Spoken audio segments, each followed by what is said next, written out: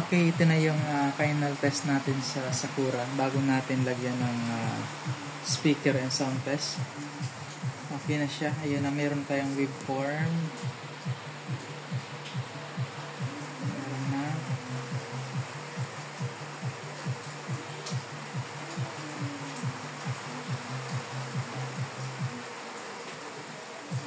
Okay, meron na din.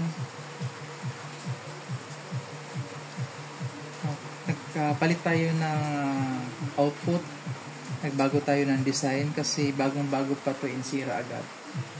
Bali mataas yung biasing niya, nag-almost 500. Binabaan natin. Binago natin yung design ng bus drive. Then nagbago tayo ng value sa biasing para makuha natin yung mga 400 millivolts. Yan. Ito kasi ay meron akong duda na fake yung parts na na-install.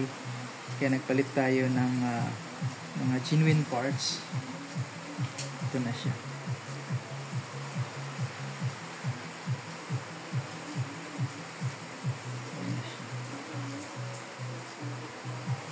Issue nito, pag ginagamit ay naputok agad.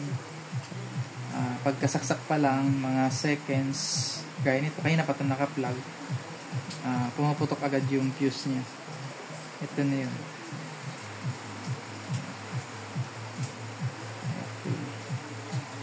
I-sound test na natin.